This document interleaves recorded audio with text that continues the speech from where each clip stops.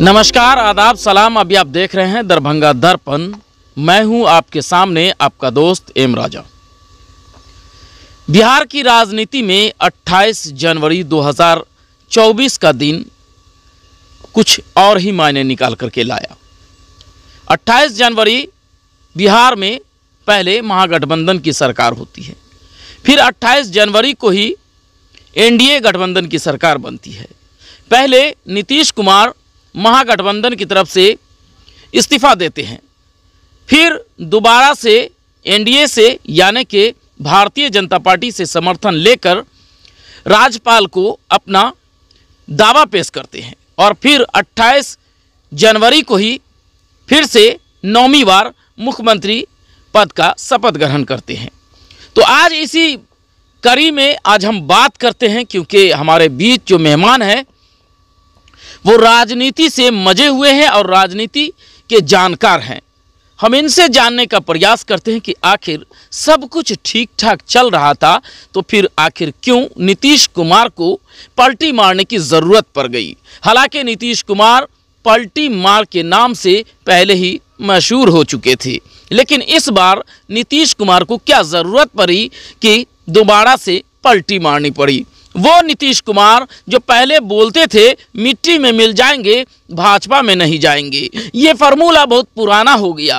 अब नीतीश कुमार कहते थे किसकी बात करते हैं, मरना पसंद है लेकिन उधर नहीं जाएंगे। आपने देखा नहीं इनके साथ क्या हुआ, इनके पिता के साथ क्या हुआ, इनको क्या कराया गया, हमको क्या कराया गया, किस उलझुल की बात करते हैं। लेकिन इस सब से ठीक उल्टा नीतीश कुमार फिर से पाला पलट दिए और भारतीय जनता पार्टी के साथ मिलकर सरकार बना लेते हैं। तो हम इनसे जानते हैं कि आखिर इस बीच जो हुई घटना, इसके बीच आखिर क्या कारण रहा होगा, क्या कारण रहा होगा सर? देखिए, सबसे तो पहले हमारे जितने भी श्रोता सुन रहे हैं मैं उन्हें नमस्कार करता हूं, आदाब करता हूं, सलाम करता हूं। और बड़ी बात ये हो गई है आजकल कि राजनीतिक बातें सारे लोग जानने लगे हैं। आप लोगों के माध्यम से हर बात को आम आदमी भी अब जानने लगे हैं। एक कहावत है, जाति स्वभाव न मुच्यते, और हैबिट जो होता है वो जल्दी छूटता नहीं है। तो ये तो कोई बड़ी बात नहीं हुई। नीतीश जी की तो ये आदत हो गई है, एक जगह तो उनको अच्छा नहीं लगता है। जैसे हम आप बैठते हैं ना, कुछ देर बैठते हैं तो पाँव में देखते हैं कि कहावत है मैथिली में, उसको कहता है झुनझुनाहट। तो उनको एक जगह अच्छा नहीं लगता है। तो हो गया था, 17 महीना लगभग हो गया था, तो वो अपने स्वभाव के अनुकूल ही सब कुछ किए हैं। रही बात कारण की, तो कारण तो एक दो है नहीं, लेकिन सबसे बड़ी बात है पद की महत्वाकांक्षा, पद की लोलुपता। वे महागठबंधन में जो गए थे उसका भी कारण पद ही था, और आज भी जो वो इधर से उधर गए हैं उसका भी कारण पद ही है। उनको तो जल्दीबाजी थी जो कब हम प्रधानमंत्री बन जाएंगे। तो भाई, प्रधानमंत्री आप बनेंगे जब वक्त आएगा, समय आएगा तब ना है। तो जब वक्त आता, समय आता, तब ना इसका फैसला होता जो प्रधानमंत्री कौन बनेंगे। अच्छा, आपको लग रहा है कि नीतीश कुमार यहाँ जब आए, महागठबंधन में जब गए, तो उनको लगा कि हम महागठबंधन में जा कर के प्रधानमंत्री के चेहरा हो सकते हैं, लेकिन कहीं ना कहीं महागठबंधन के साथ उनके साथ छल किया गया। नीतीश कुमार जो चाहते थे कि प्रधानमंत्री के लिए मेरा नाम अनाउंस किया जाए, मेरा नाम सबसे ऊपर लाया जाए, संयोजक बनाया जाए, लेकिन महागठबंधन में ऐसा नहीं हुआ। देखिए, छल का सवाल कहाँ आता है। प्रधानमंत्री बनने की जहाँ तक बात है तो नीतीश जी तो स्वयं कहे थे कि भाई अभी किसी चेहरा को हम लोग सामने नहीं लाएंगे। पहले तो गठबंधन को मजबूत करना था, मजबूती से चुनाव लड़ना था। चुनाव लड़के पहले भाजपा को जब हटाया जाता, मोदी जी जब हटते, उसके बाद प्रधानमंत्री चुना जाना था और इस पर सभी लोग एक थे। तो छल का कहाँ सवाल उठता है? उनके साथ कहीं छल तो हुआ नहीं है। छल करने में तो वो माहिर है, कपट तो वो जानते हैं, विश्वासघात तो वो जानते हैं, सारे लोग इस बात को जानते हैं। उनको कौन ठग लेगा?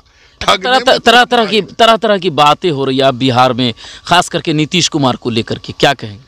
क्या तरह तरह की बातें हो रही है। सभी लोग अपने स्तर से समीक्षा करते हैं, सब लोग अपनी बातें बोलते हैं, बोलने के लिए तो सभी स्वतंत्र हैं।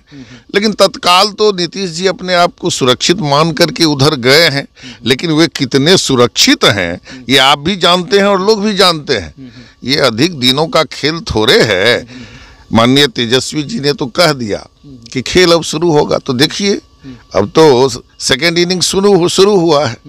तो सेकेंड इनिंग क्या, जो मोटा मोटी समझ लीजिए कि ये बहुत अधिक दिनों तक चलने वाला थोड़े है।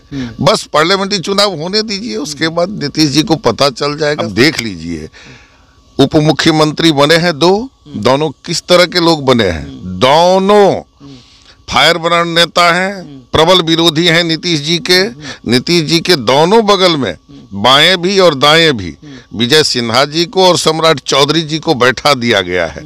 उसी सम्राट चौधरी जी को जो पगड़ी बांधे हुए हैं कि जब तक हम नीतीश जी को उतारेंगे नहीं तब तक छोड़ेंगे नहीं। तो कब उतारेंगे? इसके बाद तो उनको उतारना ही न है। उतारने की सब तैयारी हो गई है, सब पटकथा लिखा जा चुका है। अब तो सम्राट चौधरी बिहार के उप मुख्यमंत्री हो गए हैं, लेकिन पगड़ी अभी तक नहीं उतरी है। नीतीश कुमार को बोले थे कि गद्दी से हटा देंगे, फिर नीतीश कुमार उनके साथ ही आ गए हैं। अब पता नहीं आजकल राजनेता क्या बोलते हैं नहीं बोलते हैं, ये तो उनसे पूछते तो बेहतर होता। लेकिन आप कहिए, जो वो पगड़ी बांधे हुए हैं पगड़ी उतारने के लिए, अब वो वही अपनी हाथों से उनको मुकुट पहनाते हैं, तो लोग बोलते हैं क्या, करते हैं क्या? चरित्र, ये दोहरा चरित्र जो हो गया है, नैतिकता नाम की कोई चीज रह गई है। और उसमें भी जब नीतीश जी के साथ गए हैं सम्राट जी, तो पहले ही उनकी नैतिकता, अब क्या मैं बोलूं। बिहार के राजनीतिक घटनाक्रम को बिहार के लोग भली भांति समझ रहे हैं और जान रहे हैं, तो इसको लेकर खास करके राजद को बड़ा फायदा होने वाला है।